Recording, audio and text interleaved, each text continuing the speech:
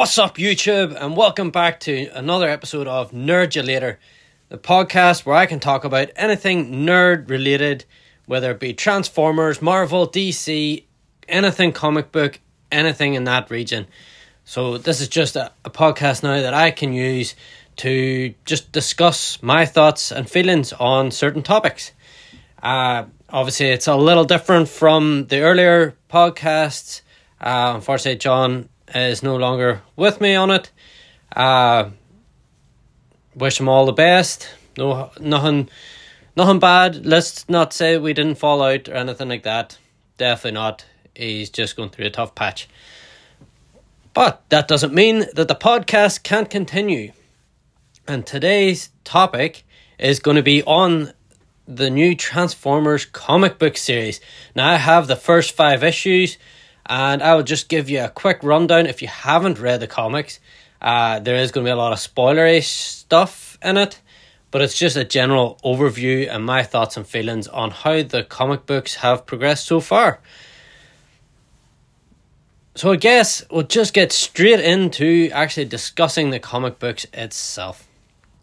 So obviously it's going to be a new take on the original Transformers story that we had. They are tapping into a lot of G1 stuff throughout this comic, which I have seen, and none other than actually starting at the crashed Ark.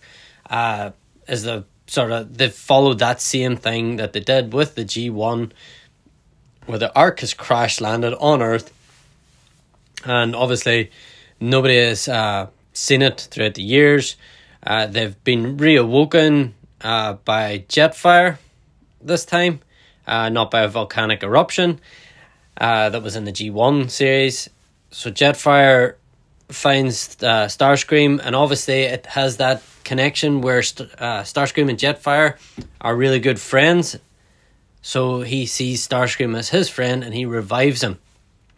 Now, he starts to realise then that Starscream isn't the friend that he used to know, the scientist and friend that he knew.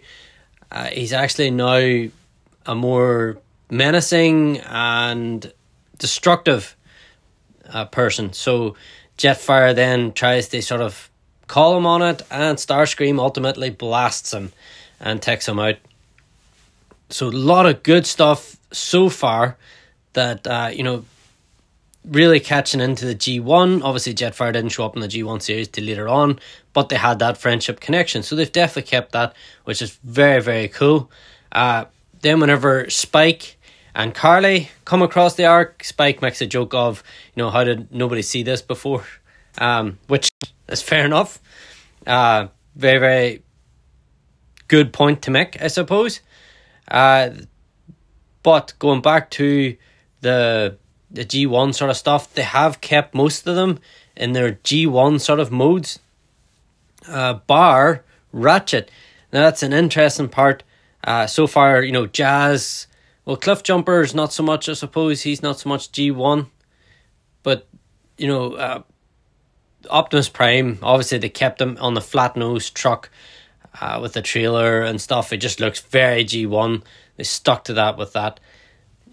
Leading into these comic books, just as a little side note, Jetfire did make an appearance, I believe, in Void Rivals and stuff, and they're very minor roles in Void Rivals, but I feel like Void Rivals used the Transformers franchise to get it up and running, attract a lot of Transformers fans that hadn't had a comic book in ages, and got them to go that direction. So it was a smart move from them. I personally haven't really took to Void Rivals. It's all right, but it's just, I don't think I'm going to be collecting it much further. But that's probably another discussion on another day. If you're interested in hearing that, let me know in the comment section below. But the main thing is that Ratchet is more of a more modern shaped ambulance rather than the van shape that it had in G1. But as you see later on, Jazz turns up, and Jazz is very much as G1 incarnation. But other Autobots, then, they obviously come in the future. We'll chat about those as we get to them. Now, I do feel that there's a more adult, sort of dark aim with these comics, as it's a lot more gruesome. We have I think it's in the first couple of issues, whatever, you have Carly's dad gets crushed by Starscream in his hand, and it actually shows she just, the blood, and like he's like literally popped him like a zit. So it's definitely a lot more gruesome. We have Optimus standing on a deer and crushing it, and then we also have, later on, we have Spike getting shot, and you see blood, you see everything, so for me, that's not a kid's comic book. I mean, kids aren't going to want to see all the blood and gore, I don't think. Maybe kids nowadays are a bit more open to that stuff, but, to me, we're going more along just a wee bit further than Transformers Prime, which I believe was a more adult-oriented series, and I would love to see another series just like that, because I really enjoyed Transformers Prime. But it definitely is a lot more gruesome than before. I mean, obviously you would have had, in the IDW comics, you would have had Transformers leaking energon and stuff, and damage and stuff, but to have a picture of a robot crushing a human definitely is a lot more gruesome in my books. So in this incarnation now of the story, or this version of the story, the Autobots are now in a mine. They leave the Ark. The Decepticons essentially take the Ark. There's no sign of Megatron at the minute. We have Starscream and we have Soundwave and Skywarp.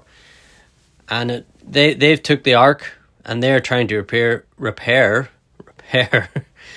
Teletran 1. And they need Cybertronian technology. Earth technology is just not as good. But the Autobots have essentially took up base in a mine. So they've tweaked the story a little bit, which it's not a bad thing. It makes it very interesting. And it'll be interesting to see where it all goes. Will the Autobots eventually get back to the Ark, or is the Decepticons, are they just going to make that their base from here on out? So definitely a lot of interesting stuff ahead, and I'm excited to read on. One of the big things that I have with this comic book is the transformations. Now you can sort of see, like, it's nearly like a mixture between Bayverse and G1 toy transformations. G1 toy transformations, I mean, the actual flipping of a panel with the head on it.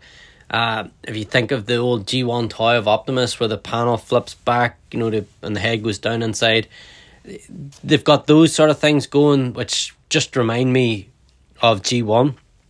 And when I say Bayverse, it's where they like explode out, and it's all different armatures and gears and stuff. And for me, in a comic book, it doesn't translate well. I don't think that the whole exploding thing, that looks class on a movie, don't get me wrong. I mean, I really enjoyed it in the actual live action movies, like the first Transformers movie, seeing the transformations, all the gears, everything turn amazing. But in a comic book, it doesn't translate well, I don't think. I think it just looks very messy and not well thought out. That's just my personal thoughts. Maybe you have different thoughts. If you do, let me know in the comment section below. But I just think that it just doesn't sit well.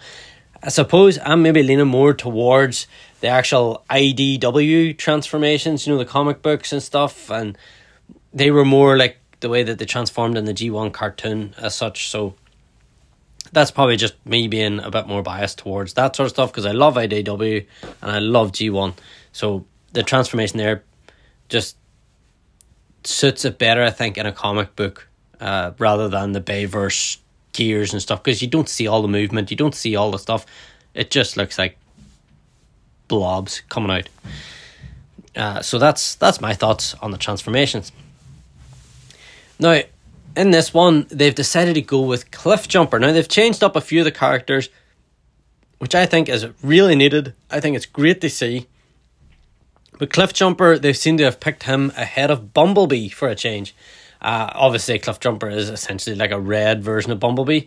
But his character is just so much different. Although, he does seem to have more of a connection with Carly, which I'll get to later on. So, he is very similar to what Bumblebee would be, but he's not Bumblebee, if you know what I mean. But I do think that in these first few issues of the Transformers comic, I think Cliffjumper has had a really hard time. He's trying to connect with the humans. They keep shooting him. They keep blasting him. And he just keeps getting hit and hit and hit. It's just really unfortunate. It's a wee bit of funny to see as such, but I definitely think Cliff Jumper has had a tough time already, and we're only a few issues in. So hopefully, I think now they're sort of seeing that the Autobots are good, but we'll see. We'll see how it continues on. So another great thing that they've picked, I think it's been in the comic books and it's been in the cartoon and stuff. We have Skywarp's teleport. Now, he used it to punch Optimus. I think it's only real time that he's sort of used it as such so far, but you know, it was good just to get that little nod about G1 and stuff with his teleporting ability. So the humans in the comic book, now I guess I probably preferred the IDW, the Lost Light, which are my favourite comic books. They're my favourite crew. I actually have a full wee collection just up to my left here whenever I'm looking at it, and I love the Lost Light crew. I really enjoyed those stories. I would love to have had more of them and see where they could have went. They were very interesting and I really enjoyed them. So I don't think that you need humans in a Transformers comic, but they just, whenever it comes to Transformers in the franchise, movies, cartoons, comic books, it seems that humans have to be involved. And I guess that's okay. It's not my favourite way of doing things, but that's the way it is. But in this comic book, I feel that they're just really sort of pushing it, being silly. I think the biggest bit that really got me was the bazooka Optimus Prime on his arm, destroying his arm pretty much. I feel like, this robot is fighting against this other robot that tried to kill Yuns, but yet instead of shooting the robot that tried to kill Yuns, you shoot at the robot that is essentially protecting you. And I just think, man, that is really stupid. I mean, okay, you can understand Cliff Jumper. This big robot comes in, whatever, and they shot at him because they didn't know at the time. But this other robot is fighting the robot that's trying to kill you, and you decide you'll shoot the robot that's protecting you. To me, that's just so stupid. And I get they put it into the story a wee bit because it's damaged Optimus now. Optimus then leads into ripping his own arm off, the damaged arm, and using it as like a melee weapon / mace to beat Skywarp and pound him into the ground, I suppose. I don't know. I guess it's just to add into the story a wee bit, but to me, Optimus could have just fought Skywarp. Skywarp could have damaged Optimus's arm. They didn't need to have that sort of human interaction at that exact point for me. But hey, I'm not the one writing the book. So then, I guess Spike gets shot. Now, for me, it looks like from these initial these issues that Carly is going to be the main human person, which I can get behind as well. It's great to see, it's not always Spike, because I mean, G1 comic books, G1 cartoons and stuff, it was always Spike, and his dad and stuff. It's just good to have somebody different. So Carly was I think she was in the cartoons, she was in the comic books, but she wasn't the main character. So it's good that they've swapped that up. So they've swapped up Spike and Bumblebee for Carly and Cliff Jumper by the looks of it. In my opinion, that's how it's coming across. And Cliff Jumper is trying to make the connection with Carly. Carly has lost her dad, so Cliff Jumper is pretty much there for her. Even whenever the Autobots try to drive off and leave her behind, Cliff Jumper is the one they say, no, you can come along. So it's great to see that. That is an alright sort of connection there, and I'm quite happy that goes that direction. So then we go off into the whole thing of, as I said at the beginning, that in order to repair Talatran 1, they need Cybertronian technology. Now, Skywarp he's badly damaged from his fight with Optimus, and Soundwave and Starscream decide that they're going to rip him apart for parts to repair Teletran 1. It's not good to see. Like I said, comic books, you're having a bit of cannibalism, I suppose, in there as well, where, you know, he's still functioning, but they decide to rip him apart for his Cybertronian parts to repair Teletran 1. Yeah. It's, I don't know. They, you know, later on then, whenever they have Teletran 1 repaired and stuff, and you can see Soundwave trying to revive Ravage, obviously he is the connection with his tapes. Starscream then leads to actually booting Ravage away. Not even just sort of pushing him aside. No, he full on kicks him like a goal kick, launches him away, saying, you know, we have to repair better. You know, don't start with the smallest. We have to repair other bots first. Which then leads me to see that they bring back Reflector. And yeah, Reflector. Really nice looking character. I know he was in the G1, you know, and I have Masterpiece figures of him, and they look really, really nice. But I mean, the dude transforms into a camera. Like, at least Ravage can go and attack and stuff like that there. I suppose he transforms into a tape.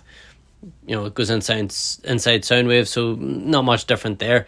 But I mean, if you're looking to revive Warriors, surely you're looking to revive bigger, better Decepticons. You know, it does bring back Thundercracker, but surely there is other Decepticons that would have came before Reflector. And it looks like Reflector is just going to be a single Reflector. It's not going to be the 3 bots to make the camera, because they've just decided that's the way they're going to go. But I just think that, you know, he says about Ravage and then brings back Reflector, and I'm going, yeah, surely there's other Decepticons that you could bring back before Reflector. I mean, a camera alt mode, wow. What's it going to do, take pictures of the Autobots? Anyway, let's just get back on thing. So Optimus has his damaged arm, and this next thing, you know, was all over the Transformers fandom. I think people are making customs of it and stuff now. But Ratchet brings something within the trailer, or Optimus's trailer, to Optimus. Now, they don't have enough stuff to repair Optimus completely, but they do have Megatron's arm with the fusion cannon attached to it. Initially, Optimus says no, but Ratchet's like, we don't have a choice here, we need you to fight. So eventually then Optimus gets Megatron's right arm with the fusion cannon, which actually looks really cool. Great idea again. Like I said, this comic book is full of great new ideas. Some silly things, but hey, that's just my opinion. But they do a lot of great new stuff, which is really, really good to see that they're actually going that route. So Optimus ends up with Megatron's arm, and he actually, when he comes face to face with Starscream, he says, you know, that Starscream sort of cowers that wee bit, that, you know, he pretty much pokes the bear, saying, you know, that you've cowered before this cannon before, or cowered before this weapon before, whatever that there, you know. He's pretty much saying to Starscream that, you know, he's scared of this, and he knows that he's scared of Megatron. So, like I said, those little bits there were really nice. And I say, people are doing customs of Optimus with Megatron's arm now. Definitely, they look really, really cool. I don't think I'm going to be pulling apart any figures just to do it, but it's very nice to see, and there's a lot of people out there can do awesome custom work. And at the end of issue 4, I currently have 5 issues at the time of this recording, but at the end of issue 4, we get our first look at Megatron, who is damaged and frozen in ice. So they're taking that probably from the Bayverse, I'm getting, because I mean, Megatron in the Bayverse was frozen in ice. So it's great to see that they are bringing in a lot of stuff, a lot of story bits and stuff from all the different parts of the Transformers franchise. Brilliant. Love to see it. It's definitely really good.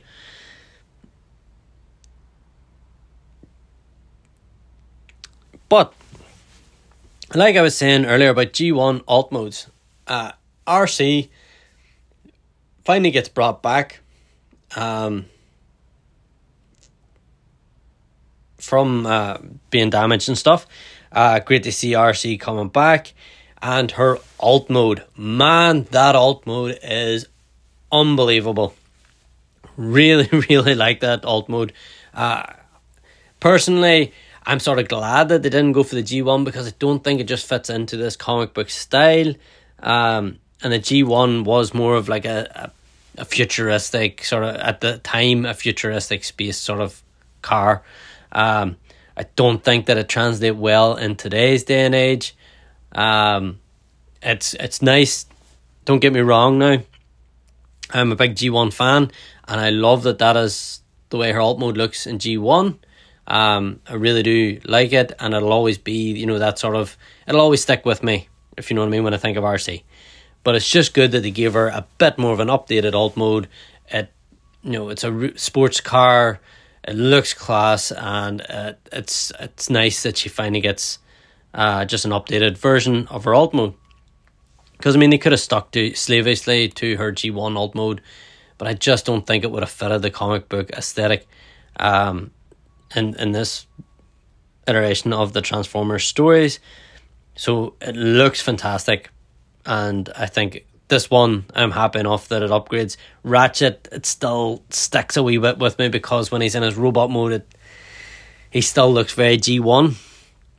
He doesn't look like the alt mode matches the robot for me, and that's why that one sort of sticks. Cliff Jumper is a wee bit more stretched out. He's not that wee sort of shortened car that he was in G1, but again, that doesn't overly bother me. I think it's just the fact that they changed Ratchet's alt mode and then didn't change him up much for his robot mode. Now I know RC, and this is where I sort of have the conflict, because I know RC is pretty much like her G1 robot mode and then the alt mode isn't, but there's no real there's no real change.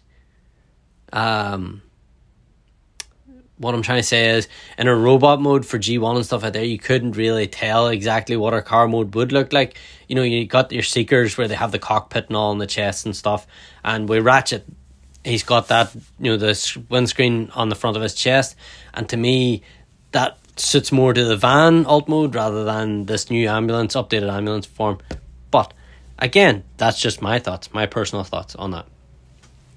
Now, at the very end of issue 5, we have finally got a big hitter arriving in.